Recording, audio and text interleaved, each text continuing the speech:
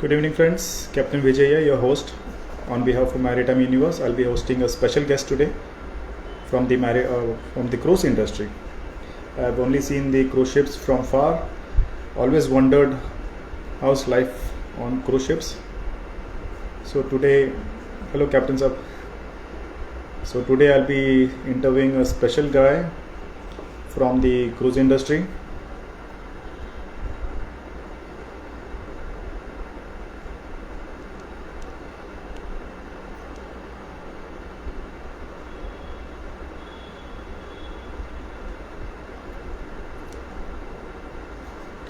I'm still trying to see him, he's still not online.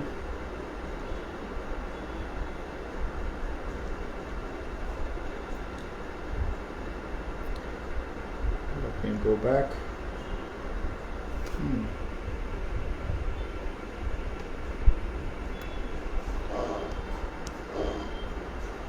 He says he's online, but I'm not able to see him.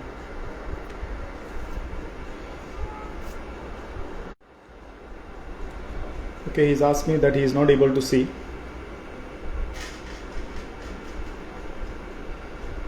So I'll send him a message. Let me try again.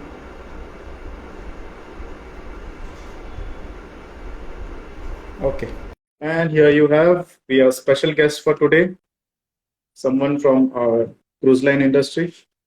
A special guest, a very handsome, dashing Hello. Mr. Warren. Hello, Mr. Warren. Hey. Hey, how are you? Hey. I'm good, you? I'm doing good as well. We were really excited and to see you. So thank you for coming in live. My pleasure. All right. So before we start, I just want our viewers to get to know a little bit more about you. I just told them that you work in the cruise industry, but I've kept all the other details secret. So if you can please go ahead.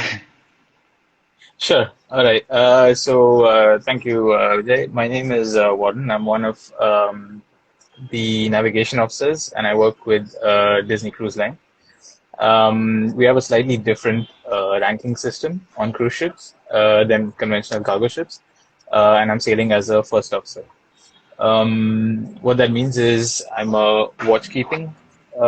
What we do is I'll break it down from the beginning. So what we do is we usually have on most cruise ships, the ranking system goes third officer, second, first officer. Okay, so those are your watchkeeping officers.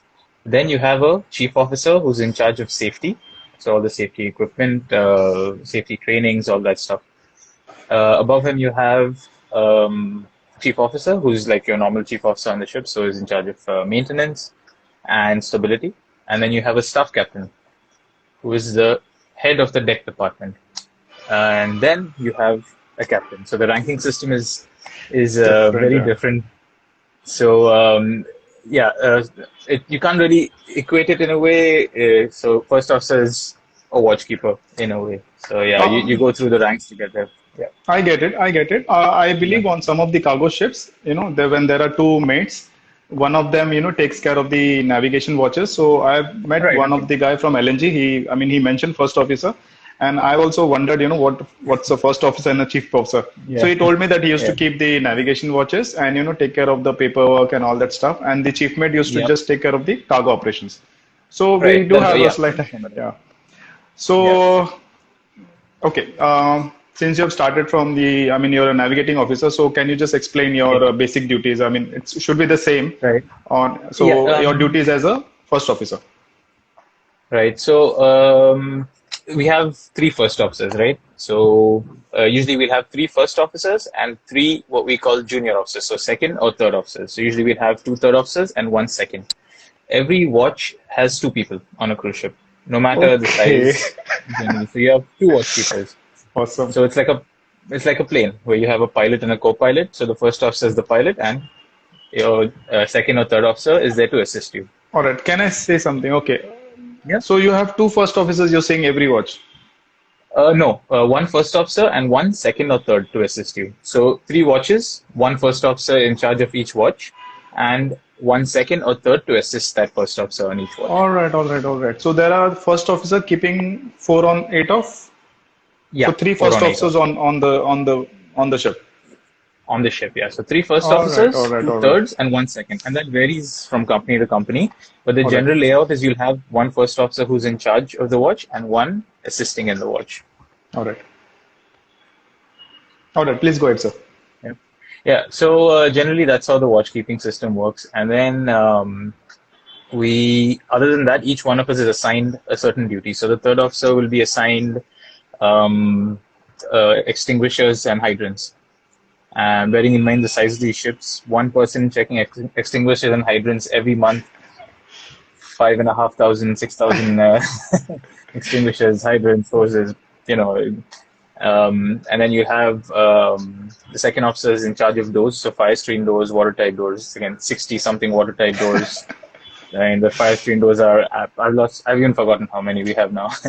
A couple 3,000 plus doors to maintain. And then the first officers, each one is assigned one thing similarly. So it's one first officer will get navigation, so like a second on a cargo ship. So one will be the nav officer, one will be in charge of fire detection system. And there's Okay. so much, it's a fully IDS, Yeah. so it'll have all the firefighting and the fire lockers and stuff like that. So that's one. And then the other guy will do, or girl, we have a lot of women too now. We have the other one is in charge of lifeboats and life rafts. All right, So all we right. have, like on my ship, 16 boats and 70 rafts. So keeps you busy. It keeps you busy. Yeah. Yeah. All right. So So I that's usually believe, yeah, I believe so. You have covered basically, I was that those were part of my questions. I mean, coming from a cargo ship, and we really have no idea of the complements on board a cruise ship. We just know that it's quite a lot. Okay. One, simple basic question. So there is a navigating bridge, of course. Is there a dummy Yeah. bridge as well? Yeah, you have what we call a SRTP, or a safe return to port bridge. So it's part of the new SOLAS requirements for all ships built after, I think it was 2011, but I'm not sure, Okay. to have these SRTP systems. So if you lose the main bridge, you have a backup bridge with basic equipment. So you can basically just get into port. So communication equipment, basic ECDIS All and right. radar All right. controls. All right. All Yeah. right. So, okay, I was of the opinion, a stupid opinion, you can say that, that's for the passengers to see because many of the passengers would want to No, see the bridge.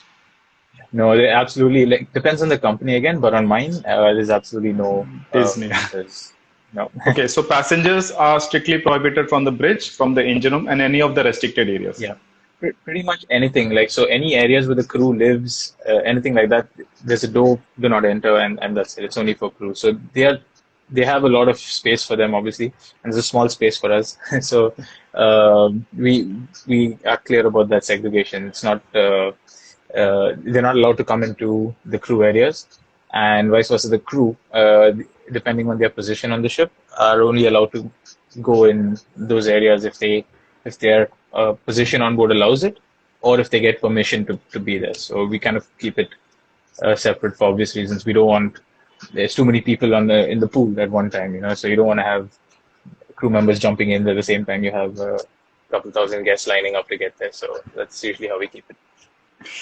All right. One question I have. Okay, he's a Yeah. senior captain, and he says, suppose he's, I believe that's what he's asking, that if he goes on a cruise ship, just for, like a normal passenger, but since he, Yeah. he already has a license and, I mean, he's an ex-master.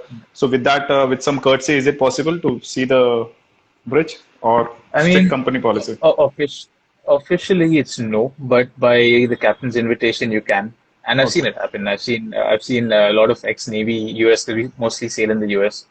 Ex-naval officers and stuff come in, and some of the older guys who were captains on cargo ships and stuff who want to see the bridge. They're taken in sometimes, but it's not like how you say, it's not like an open invite. It's more of Uh, a by request, and depending on who the Special captain is. request. Special Yes. request. All right. Next question, I would say, since COVID has literally ruined, our shipping industry. So how it has affected our cruise industry? The passengers, the I mean, employments. it's completely grounded it, completely devastated the the actual the ships. Besides the ships, the companies can't afford to keep the ships up to standard. I'm just very lucky that I'm with a company that has kept the ships up to a standard that it's even better than when we had guests on board, because we've had time to do a lot of extra maintenance. We've taken all our ships to dry dock and stuff like that. So we are lucky in that way. But most companies, if you look at these videos of what's the name of the scrapyard in Turkey? What's it called? I'm not so sure. Uh, there's one in Turkey, and if Okay. you look there, it's a good 15 to 20 cruise ships just off the beach for scrapping, because they can't afford to keep them floating and fueled and manned and stuff like this. So bigger companies have scrapped up to 5 ships, 6 ships each. So the people have lost a lot of jobs. Besides, the shipboard jobs, there's shoreside jobs that depend on them and stuff like that. So if you think about it, like my ship, we have generally, or the last ship I was on, we had 1,500 crew members. So that's one ship. So you take out one ship, which used to keep 1,500 crew members Hmm. working, and at home, let's say 1,000.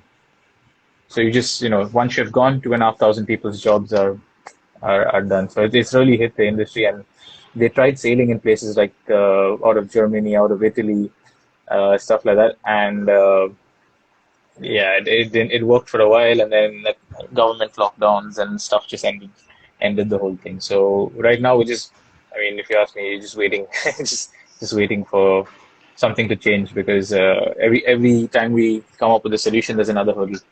Okay, okay. So there's pretty much no ship. I can't say with certainty no ship, but most big companies are not sailing, because the major areas of sailing are U.S., Mediterranean. All the European countries have said no. U.S. has said no. Canada has said no. Australia, New Zealand, no. So yeah, that's pretty much how it's looking right now. So there's a lot of job cuts, and besides, deck and engine and navigation officers, there's so many hotel staff and stuff that are affected by it. And some of them actually I just saw joined and are watching now. Oh yeah. So yeah, Somebody it's tough. Yeah. says, Countess Claudia, that I was on a cruise ship and we had around 110. Earlier it was 1100. So as you Yep. said, that Yeah. it I should mean, quite come down. we've cut down the manning. I know certain companies, which I mean, pretty big companies, MSC, Carnival, and they've gone down from 1,300, 1,400 down to 40, 50, 60. So it's ship that size, you can't, if you shut it down to restart it, it's just gonna. Oh, all right. Some network issues, guys. Please keep your patience. I will Yeah, ask him yeah. your questions. Okay. Okay. Some guys are asking, when will you become a captain someday? Oh, I mean, it's gonna take some time, Okay. but I'm in it for the long haul. So I'm sailing to be a captain, and it'll take time. Especially company like mine, we have 4 ships right now. Um, it's people don't leave. It's a good job. Yeah. People don't want to leave, so it's difficult to move up, and a lot of people waiting before me. But I have a good intention of sticking around for a while and working, and hopefully yes. Sure, you will someday. And you got in as a third officer, right? I joined as a cadet actually with Cadet. them. Okay, Yeah, so can you I just joined as a share cadet. the basic process? I mean, you do your nautical science studies, in your Yeah, different I did. Yeah, so what I did is I did my first year. I did a HND. So I did it. HND. Okay. Hey, Tarun, nice to see you. Um, right. So basically, I did this HND course. I don't know. You probably heard of it, but I did the first year in Chennai, and I did the second year in Glasgow. Yeah, I've heard of the So HND one. Yeah. yeah, so I did that. I finished my college in Glasgow, and they were doing interviews there in Glasgow. So I got selected from there.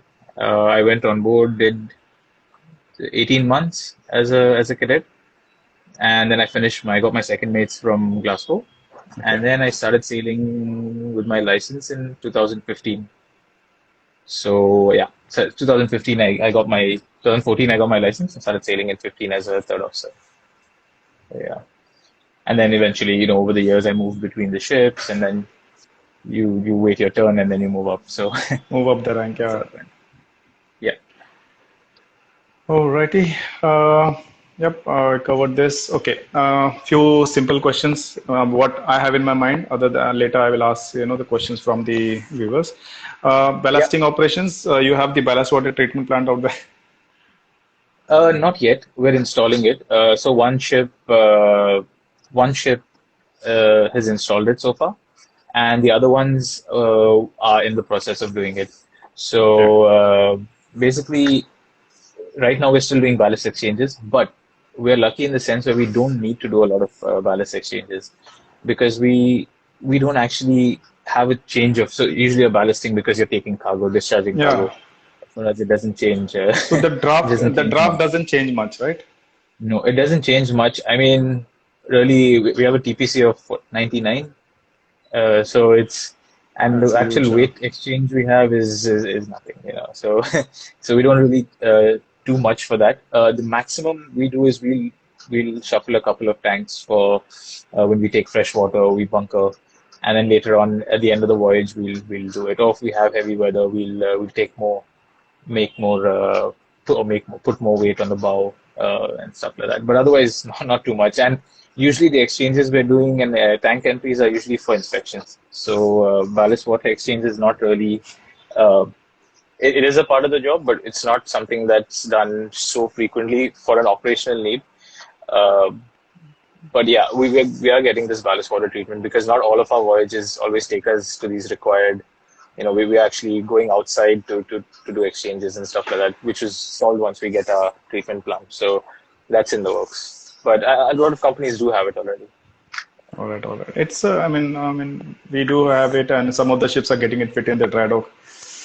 Yeah. Next, I would say, okay, if any passenger, all right, so since passengers are your cargo, basically, your precious cargo. Yeah. So if any Yeah. passengers is not arrived on time, or for example, he's missed it. So, and if and the vessel is scheduled for sailing at, for example, 1800, and he will arrive, or maybe at around 2200 or 4 hours delay. Will the vessel you can delay the vessel? Is it like that? Right. So there's different conditions, and every company is different. But there's different conditions where we wait for people. Usually, if they are on a tour or a flight or a package booked by the company. So Okay. let's say I get off in New York, and I get a go for a city tour. Now that bus got delayed somewhere. I'm 2 hours delayed. So we'll weigh the options. We'll say, right, they're on our tour. We'll wait for them. But if we're going to miss the tide to go under the bridge, we'll fly them to the next place. So Okay. it's up to the captain. But generally, if it is from through a tour or through an organized excursion through the company, then yes, we wait for them. If it's not, generally if they're late. Now, suppose if I am They planned we to watch. if I'm planned to join the cruise ship at, for example, Rotterdam, for example, and Yeah, I'm delayed. I mean, I just missed my connecting flight, and I'm delayed, and I inform the the company agents that I'll be reaching 4 hours later. Will the cruise hmm vessel wait for me or no? most probably not. No, Most most probably probably not. not. Purely because of it. Again, the captain decides, but in the end, it's about the distance between the port fees, stuff like that. So if I'm going to a close by port and my ETA is acceptable, if I don't have to burn too much more fuel, I can wait. But if it's it's going to burn me fuel, it's going to cost me port dues because someone else was late. They'll generally bring you in, and depending on the company, they'll either fly you or ask you to fly if you All want to right, all join the right, ship. Yeah. all right. Next, the But passengers generally, it's have. it's just like a plane where if you're late, you miss it. You miss the bus literally, Yeah. and you're All gone. right, all right. I get it. And passengers do must have a COVID, negative positive, certificate, right? Before Yeah, they, I that's a mean, requirement as for of sure now. now, like right now, the requirements are ranging between COVID tests plus isolation. Again, every company is doing it differently. Right now, we have no guests, so we haven't actually done it. But I suspect it will involve either complete testing or vaccination plus testing. So I don't think it's gonna, how do you say, kick off before any of that. All right. Next contingency, on the dry ships, the cargoes, and on the wet ships, the liquid cargo or the gas ships. None of them are, they will never panic in case of a real Yeah. emergency. But in passenger ships, how passengers are not trained for, to react to those situations. So that is one of the Yeah. critical factors in a passenger ships, right? Yes. So the way we compensate for that is by training the crew. So we know that the passengers cannot react to a situation like you want them to. That's why we have to train the crew very well on how to control them. So it's not just us. We have, again, 1,500 people, if they're trained well, can manage the other 4,000. It's not easy, of course, it's not. It'll never be. Will improve it if the crew is better. Very heavily focused on crew training and drills and stuff like that. Every week there's a drill, and um, it's not like we put a suit on and then we kind of stand there and tick off our name. I'm talking about proper drills. Proper drill. We'll do a proper evacuation. People get into the boats. We completely fill compartments with smoke, turn the lights off. You do that? You know. Oh yeah, yeah. Oh yeah. Our fire drills are pretty realistic. We have a smoke As machine on board, so we'll black out that zone. We'll close doors. We'll shut off dampers. We'll do the whole shebang. So they're very realistic drills and trainings, and every week. And on some ships, depending on how frequently we take guests, you have up to 2 musters a week. So it's the crew is well trained. All right, that's So yeah, good. Yeah, that's good in so one way. that's So the passengers yeah. also twice a week, the drill. No, so for example, in a week, you have one cruise. Every time they embark the ship, they'll do a drill at the beginning. And then every week, we'll also have a fire drill or abandoned ships, a fire and abandoned ship. Okay. So that way you cover the whole guests get All right. on board. So basically, the 100% of the guests on board have to attend the drill. And if they don't, we get them out. We knock their door, we get them out, and we bring them to the muster station, which is it's a Disney special, but we do it. We make sure everyone's there, so no one's missed out. All right. So basically, they muster at the muster station, and then do you get them into the the lifeboats as well as a No, we don't put them into the lifeboats. We lower a lifeboat to show them, just as a we All lower the right. All right. lifeboat so they know what it looks like and stuff like that. Or we don't put them into the lifeboats for, I mean, safety reasons in case something happens, right? So they don't need to actually be in the boat. They from their cabins they are guided down to their muster station. They're checked in, they're lined up, they're informed of who their leader is, their deputy leader, what their team looks like, basically how they get there from their accommodation or from different places on the ship.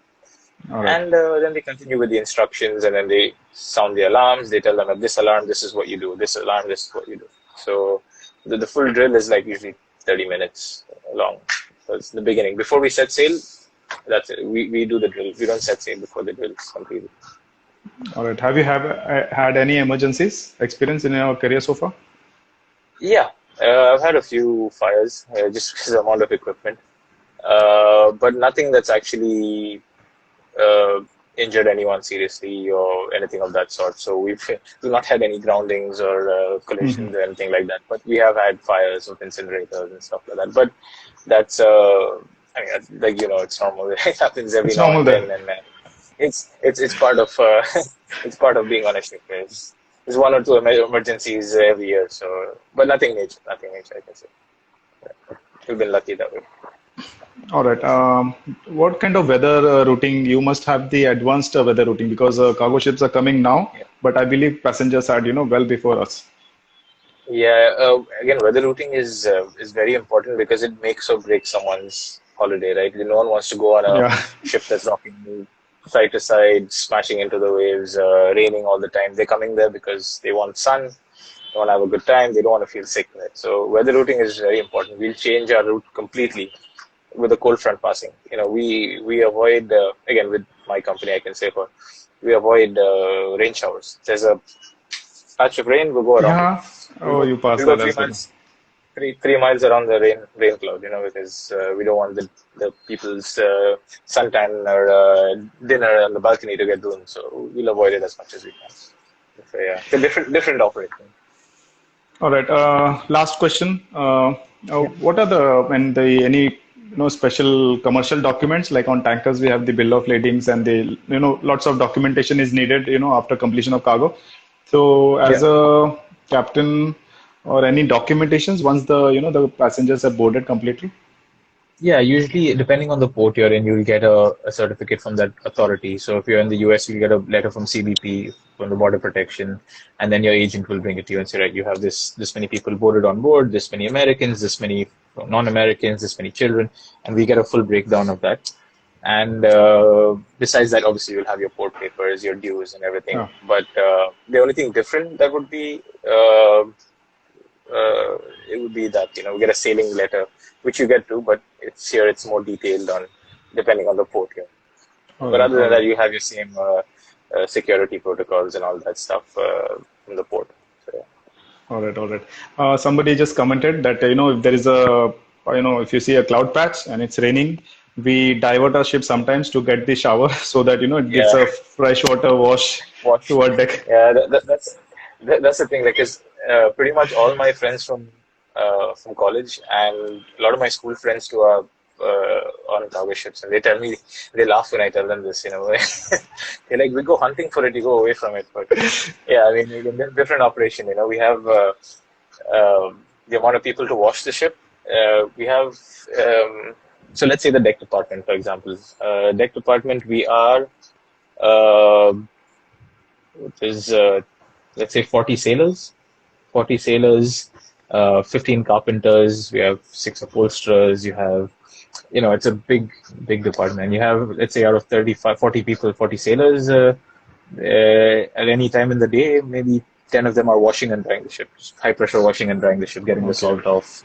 Non-stop maintenance goes on 24/7. So you have a night gang. You have 3 gangs. You have like a morning, a mid, and a midnight gang. So there's always someone chipping and painting and washing the ship. Okay. So it goes out in the night hours as well. Oh yeah. There's a bunch of guys who start at midnight, Oh. and they usually wash the ship and prepare it for the next day. So when guests wake up at 5, 6, 7 to go for a run, there's no salt on the deck, and there's no dirt, and it's fully clean. All right. So we'll just pick up some random questions. There's one question. It Yeah. says, is there also a master for passenger entertainment? Not a captain, but you have different departments. So the captain is overall in charge of the ship, right? Under the captain, you have 4 main departments. Okay, so you have entertainment. So you have a cruise director who's the head of the entertainment department, and is also it's 200 people, 150 people. So it's a big responsibility. So you have a cruise director, then the person is other one is a hotel director who's in charge of the housekeeping team, the dining, the galley, all this stuff, which is the majority of the ship actually, because it's a floating hotel at the end of the day. So the hotel director ends up with, let's say, out of 1,500, 700 to 800 crew under him or her. So there's only one captain, and below the captain there's a cruise director, a hotel director, a staff captain who's the head of the deck department, and then you have the chief engineer who's obviously chief engineer just like anywhere else. Yeah. Alrighty, so Captain Tarun has he mentions lots of love to Warren. Humble, down to earth Thank character, you. always a pleasure to hear him. That's he's definitely right. Thank you. I actually did. I'd never done one of these lives before, and then Tarun messaged and he said, actually, I messaged him, because I'd seen one of his thing, and I said, it's very nice what you're doing for the industry. It's very nice, and he said, do you want to have it? So I was like, let's go for it. So that's the first time I did one of these. I'm not really. Uh, Uh, I use Instagram for taking photos and looking at them, but it's nice that it's being used for something good besides it that. is definitely. I also joined just a month back, and I also have been just teaching the young cadets and the juniors. Based on my experience, the cargo operations, the tankers, the navigation. Just recently, I completed my course on the Polrex for all the new guys, all through Right. Instagram. All the sessions. Yeah, Right. Yeah. yesterday, Nice. yesterday, me and captain and a few other captains, we discussed about the suicidal mental thoughts Yeah. regarding Which some is coming suicides up a lot happening. more now. Yeah. Yeah. So that's the Yeah, Instagram is a good, so I believe right now in this present age is the best social media to yeah, educate many others. Lots of yeah. youngsters, I believe it's more popular than even Facebook now. Yo, absolutely. Like me personally, I don't even open Facebook anymore. It's yeah, I'm on Exactly. Instagram, I was active on Facebook, especially. but since I came into Insta, it is Yeah. Insta now. Okay. Yeah. Okay. Somebody is asking. Okay, what does a staff captain mean? Right. So staff captain is the head of the deck department. So he's my leader. He's my boss. I report to him. So my reports, my reviews are done through him. He does my assessments. And on a bridge team, it's a different, again, it's a different operation on the bridge. So let's say we are arriving into port. So when you're arriving into port, you'll have one, the captain will be there, who's usually, who has overall oversight. You'll have the captain. Then you'll have the staff captain. Chief officer will handle communications. The first officer, who's the officer of the watch, will be the officer of the watch, and then you'll have a third or a second officer who's doing administration. So you're doing the checklist, plotting the positions, if there's any phone calls, internal communication, stuff like that. Um, then you'll have the lookout, and you'll have your helmsman. So it's a big bridge team uh, when you're conning, when you're going in and out of port. In and out of the port. So yeah, but at normal conditions at sea, we'll always have one lookout and two officers. That's the usual setup. But yeah, as a staff captain is not in command of the ship, but he's one of the ranking officers. He's second in command, so it's like the chief officer on a cargo ship. All right. Do you have cadets on cruise ships? That I believe you started as cadets, so Yes. definitely there are Yeah. cadets on cruise ships. The market Yeah. scenario for We do. cadets is anyways worse in the shipping. Okay, Yeah. another question we have, sir. Does master, forget master or even the first officer, second officer, do they mingle? I mean, are they supposed to mingle with the passengers? Yes, yes, we're encouraged actually to go out to talk to the passengers. We have a lot of events depending on the company. You'll have formal nights. You'll have like a ballroom dance evening, depending on the ship, and people host dinner tables. And some companies you can even you can go to the bar with the guests. Not mine, but it's part of the whole experience for the guests to interact with the crew and with the officers. So usually you'll see a lot of the senior officers and stuff hosting tables and doing formal nights, and we all get suited up and talk to the guests and do all these things. So it's yes, you do. All right. They're actually Next encouraged to. is, all right. So that's good. So next is life lavish on board cruise ships? I mean, how would you define lavish? I How would mean, you define lavish? Exactly.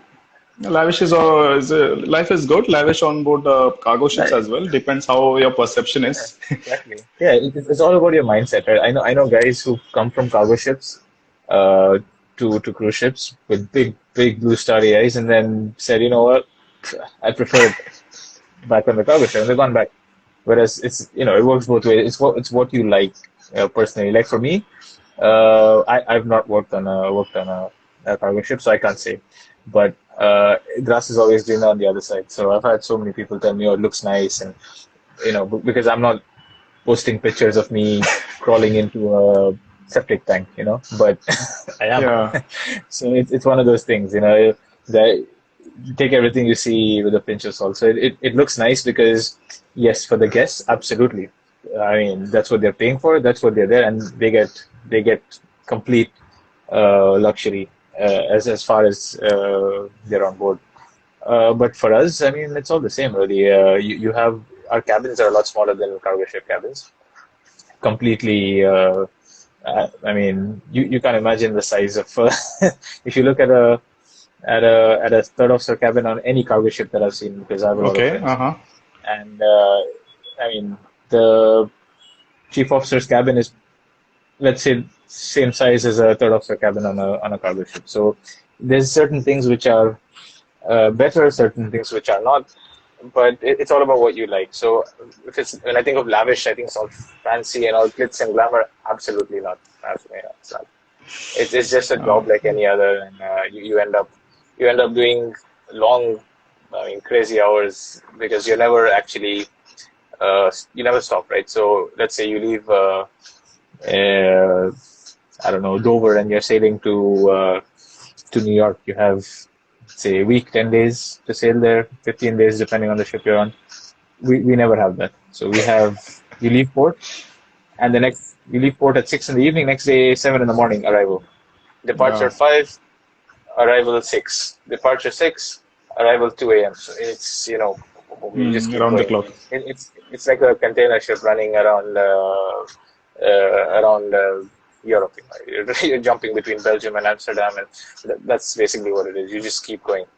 So the work hours, there's no day off or anything. There's no Sunday biryani. There's no half day. There's none of that. So in that sense, it's better on a cargo ship. But on the other side, once I finish work, I can go.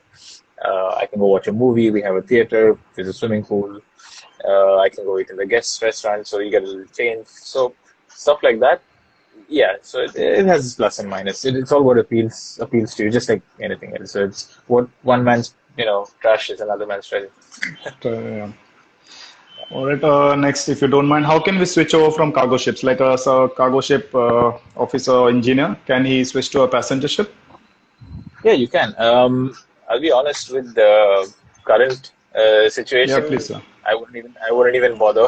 I wouldn't even bother applying because the guys who are already employed with the company are out of a job or they're waiting home for years, for almost a year. So right now, absolutely, if you apply, there'll be basically no one on the receiving end because there's no one in the office to accept those emails even. But yeah, you can. I mean, under normal conditions, when the industry revives, you apply just like anywhere else. It's you go to the website, you apply, you drop your CV, your experience. I would say make it what do you say, make it appealing to to a cruise ship company. Just think like if you were them, because I've seen CVs that have crossed my table, and religion, race, subcaste, uh, hobbies. I like to watch movies. You got to make it appealing because you have to remember most of the people hiring are European or American. They don't care. So yeah, they don't care what race you are. They don't care if you like to watch movies. You need to tell them what you can do. What and again, English is a very important factor. You have to be able to speak English, or if you're on or depending on the nationality of the ship, that language. But it's an added advantage if you know more languages and stuff like that. So if you fill in a CV saying you can speak English and Spanish and French, maybe they'll be like, oh, this guy Oh, you know something. But yeah. if you write, I speak 15 varieties of Marathi, they're like, oh, what's that? So it's all about you have to give them what they want, right? So make it Yeah. appealing to them. But yeah, bottom line is you just apply through their websites. Be careful, just like with cargo ships, don't put money in anyone's hand. There are no cruise companies that Agents. are pocketing money because they're not going to take the risk, right? They're not going to take money to put you on board. So because of their reputation, so they're not going to play around that game. So just remember, if they're charging you, they're not real. So you get hired. I have a lot of people I know from India who've got hired, who've just gone to the website and applied, put in a reference of someone on board, and they've been considered. They've had interviews. I've had close friends of mine who've had interviews with my reference. They've asked me how it is and stuff like that. So you can get in. I'll be honest, it's not as easy uh, Cargo ships. as it should be. Yeah, no, not even that. Like as it should be to get in, because primarily they do prefer Europeans over us, right? So, and that's just the way you're not going to change that anytime soon. But they do prefer them. That's not to say that we have no chance of getting in, right? Assuming talking to mostly Indians here, but yeah, that's not saying that we can't get in because I've seen. People in very high positions on cruise ships. I've met some of them on the pier. I've heard someone on the radio dock next to us, and I've said, "Hey, where are you from?" And he goes, "Yeah, I'm from Bombay." "Hey, where are you from?" Went on the pier. We've gone down. We've had a coffee. We've gone for a beer. So Um it's possible. It's possible. It's just that mental block that people think, oh, it's not for us. You just have to try, and there's no harm in trying. What do you lose? You apply to 30 companies, you Yeah, get exactly. one Yeah. back, you won. If you've not, you give it a shot. I've You applied try for again. so Yeah. many things that I've got a no for. It doesn't stop me from trying. What's the worst that can happen? No. I mean, should be used to to hearing no by now. So just apply, and that'll be my advice. Just apply every company you can think of. Wait for a while, but yeah, apply for every company you can think of, and you never know when they need someone. They don't really care where you're from, so it's worth a shot. I All will right. say if there's women watching this, they are on cruise ships actively trying to recruit women. So they're trying Okay. to include a lot more women in the cruise industry, and that's just not my ship. That's not my company. That's pretty much every cruise company out there. They're trying to actively push women ahead and hire more women just to to have the gender equality that in the maritime industry that we're trying. It might not always be possible on cargo ships just because of the sheer number, but yeah, companies are, I think, uh, more uh, geared towards supporting women on board. This is a lot more things. We have a whole department of HR on the ship, and and I know a lot of women I worked with who told me like when they worked on cargo ships, and they were like, it's a different world because here you have an entire department, and it's very supportive for that. So I think yeah, it's a good way to just give it a try because they are looking. And I remember my company posting an ad in the newspaper year and a half ago. And when I went to do my paperwork in the office, I saw these girls lined up there, and they were doing interviews. So Hmm. it's worth a shot. Yeah. So that's a very valuable information. So all the female seafarers doing a cadetship or junior ranks definitely give a try to the, the cruise companies. As Warren says, they are recruiting. So please, of course, it's a beautiful. I'll just say, whenever my tankers pass a cruise ships, and the passengers sometimes, they wave at us, and then we also wave them back, and they're like, oh, these guys get paid to, be on ship, and we are like, when are we when are we going to pay and travel on that cruise ships? Yeah, this is the thing, right? I know I used to always think the same, right? And then I met so many people who came from cargo ships, and they just said, you know what, it's so much nicer there. Like they say, we're closer, we're like a family there. We all get to know each other. And when you get into port, you go out. I mean, maybe not with tankers so much, but if you're on a bulky and you're there for 2 weeks in I don't know in Brazil, guys on cruise ships that would kill to do that. Yeah. There's guys on cruise ships who get. I mean, when I get off in port, I get off. Maybe I get 3 hours to get off the ship. Then I have other things to do, so I'll get off maybe 3 hours. You go out, you have a beer, have some lunch, and you come back. But yeah, I know a lot of my friends who work on cargo ships who are just living the life. They're going out everywhere. They've seen the whole world for free, essentially, right? Yeah. They've got time off. They've arranged between each other. So, like on a cruise ship, I can't say, "Hey, listen, I'll cover 8 hours of your watch, so you can go out, and then you cover 8 hours." And they won't allow it. You have to be there for your watch on time on Oh, board. okay, okay, yeah. That is, I So mean, there's we do no that on the cargo ships. yeah. So that's one of the things that you don't get the advantage of. But Yeah, somebody yeah, did ask about the show leave for officers, so that's about it. yeah, And can yeah, families of staff sail? So if in case, I mean, you're married and you want to, carry a wife on board, so is it yeah. possible? Is it allowed? Right. So again, every company does it differently. My company allows it, so um, I don't have to. It doesn't have to be my wife. It can be my friend. It can be my brother, sister, parents, Girlfriend? girlfriend, anything. Yeah. You Oh, don't have to be married, or you don't have to be directly related. Even. It can be a friend.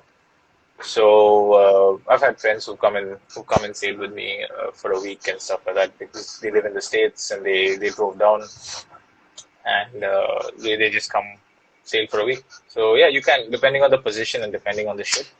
Yes, so it's not just officers; it's also some of the managers and uh, it depends on your position on the ship, really. And even if not, even if you don't have a privilege to bring your guest on board, you can get pretty good discounts for your family and friends if they want to Oh, sail. okay, okay. So pretty much anyone can. Yeah. All right, all right. Second last question. One is a personal question. Yep. Somebody is asking you, are you married? So I would request you to please DM him directly and ask him this question. I can say I'm not married, no problem. But also a strange question. But yeah, I'm not married now. All right. Last question for Yeah. tonight. Yeah. And is the navigation on the passenger ship difficult than the cargo ships? I'll say the only thing common between cargo ships and cruise ships is navigation. Never changes, right? You still have a ship. You still have the same rules to follow. It's just that I will say on a cruise ship, it's held to a very, very, very high standard in the sense that there is no, hey, go to starboard. Hey, you want to go to port? Hey, none of that because Uh, it's my ship, 5,500 people. So the decision I'm making is affecting 5,500 people. So I'm not going to trust some guy on another ship who's, you don't know what state he's in to make the decision. So I follow everything, me personally, and I know most of the guys I work with, we follow everything to the letter. That's the only difference. And that's a small difference I've seen. Not small, it's quite a big difference I've seen. And obviously, millions of cargo ships out there, but millions of cargo ship officers. But the majority I've seen um, have been along these lines of make up your own navigation rule. They just yeah. make stuff up. And what do? In international waters, you don't want to hit him, you just move, you give him way. But it's kind of sad to see that industry. I hold these things very at a very high standard. These rules, your voyage, and to see people with complete disregard for it. That is one thing that really. I, It's up. I'm not someone who gets upset easily, but that's one of the things that I can feel blood rush to my head when someone confidently tells you something completely, doesn't not even close to what they're supposed to do. But otherwise, I mean, honestly, navigation is navigation. We generally give a higher CPA to ships I would purely because of the definitely, people. agree on that. Yeah. I have seen passenger ships, we have been involved in a passenger ships in the, call wreck situations, and definitely Yeah. they are the always, one of the first to take action. I mean, and VHF Always, communication, always. I have rarely seen any Yeah. Disney or Carnival cruise passing by, and I have heard them, No. calling any other cargo ship that, please Yeah. pass port to port starboard. At least No. I have, in my experience, I've never seen that. Yeah. And they are the first to take actions, and they, for them, the CPA is not one, or they keep a very wide margin and they pass well clear. Yeah. So that's one of the Like, beautiful things, at least on a passengers. yeah, like genuinely for me, when uh, I see a ship even 18 miles away, and I see the two cable CPA, I'll go 3 degrees to starboard. Hmm. And by the time we get there, we're clear because I'm doing 20 It's already knots. clear. It's Yeah. fine. So I don't need to discuss with him. I don't need to do anything. So I rather take, early and effective action. So I just do it myself because I don't want to rely on the intelligence of someone that I have no idea. So I just do on my own and that's it. So that's generally how we do it. We just keep out of the way and that's it. Because you don't want to play chicken with all these lives at stake. It's not really.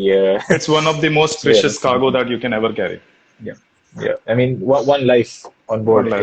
is worth more than anything, right? So, uh, never play around with ships, and I don't care if I go 10 miles off track if I have to, but I won't get in. I've been lucky so far. I've not gotten a bad situation, so. And it's usually because I always try to do things early, and that's one thing. Since you said you were talking about rules and stuff like that, that's one thing. I don't know how they do it. Did you do your exams in India or UK? Yeah, I'm from Mumbai. Yeah. From Mumbai. A lot of the Indian guys I talk to, right? They always have this answer where they say, "Oh, but it's 15 miles. It's still time." So you say, you have zero CPA, you have risk of collision. What do you do? And they say, "Oh, it's still 15 miles," and that always makes no sense to me. So I don't know if that's like something that's the way it's taught because in the UK they always tell you early action. So you say, what is early action? Right? You say it's if there's nothing stopping you. So if you've assessed there's a risk of collision and there's nothing stopping you from taking action, that is your early action. So that is how it's always drilled into my head. There's no number. There's no. It's always okay. I can take action. I will, and that's how I do it. But Definitely. how do you? No, How would you told? I would definitely agree on this. Okay, if there are some circumstances where you cannot take early action, like you said, if there is a head-on vessel and 12 miles or 13 miles off, depending on the speed and the CPA and the TCPA, Yeah. you may take action a little bit later as well. But Yeah. your the course alteration will be wider than what you had to do when Yeah. you were spotted it early and just like you said 3 Yeah. degrees 5 degrees that would Yeah. enough to give a nice CPA and both are passing well clear of each other. Yeah. That's what Yeah. the Colrex is about. But then going till the last minute and then okay taking Yeah. action that time, making a big alteration, and then so you have some other vessels nearby, and then Exactly. Yeah. getting into a close quarter Yeah. at that time. So yep, early action is one of the good things. If it is Yeah. possible, definitely you If should. possible. Yes. Yeah, if possible, Yeah. definitely Because early action is always the best action. yeah. Honestly, in open sea, when I see these things and they're waiting, they're like still far, still far. I'm like, and when I hear an Indian accent on the other side, I'm like, but yeah, because I'm always saying, how difficult it is in India to pass. Like, I genuinely didn't do it in India because I had friends and family who were like, man, it's ridiculous to pass here, so I didn't do it here. But I know it's held to a very high standard, but I feel like something obviously it's in the way everyone is taught, and everyone's just gonna go with the same thing. It's So about yeah, if how anyone people is, take it seriously, and present lot is very difficult. Though the present lot thinks navigation is just a piece of cake. It's very easy to be on the bridge and navigate. And in India, examination system is kind of different compared to UK or any other standards. I yeah, would not say tough or easy, but different surveys, no, it's different different. Yep, opinion. Yeah, somebody it's is different. more involved in asking word by word. Somebody asks you the situation. So somebody who Yep, was past answering situations, he would be a better officer on the absolutely. Yeah, vessel. But somebody who just mugged up the ROR and without any concepts cleared, and then he will yeah. be the one I'll take action later on. Yeah, yeah, and that's what happens. Like in the UK, I never had to memorize anything. I mean, I was not memorize anything, but I never had to ratta anything. Ratify, I had yeah, to. exactly. Yeah, Yeah, I that's why learned to UK fight. is I learned my yeah, team, and that's it. That's all I need to quote. And the rest, you just use your use. That's the whole thing. Whole point of being there. Otherwise you can put AI on the bridge, and they can do port yeah. starboard. It's not difficult.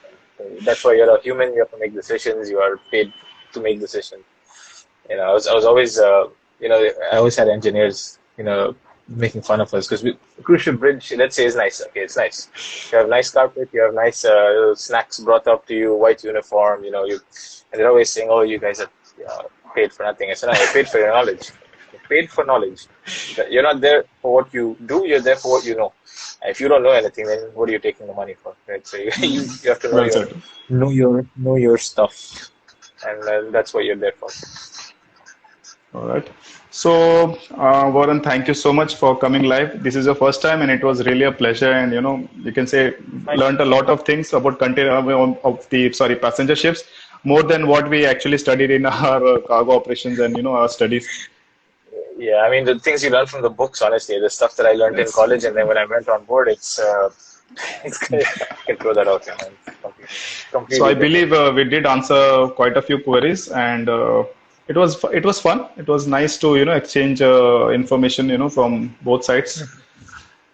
So definitely Yeah, we'll at a Maritime Universe guest for Maritime Universe. Thank you so much for coming live, and all my yeah, viewers my pleasure. for watching us and keeping your patience to watch this beautiful session. So all right, Warren, chalo, ciao, take Yeah, care. nice talking to you. And yeah, Nice talking to if you you. ever have any questions or anything, feel free to drop me a message. Yeah, I did send you a follow request, so you can just. fine, sweet. Chalo, Sounds good. guys, take care. Chalo, bye, bye, Warren. Yeah, all the Bye. best. Thank you. Thank you. Bye.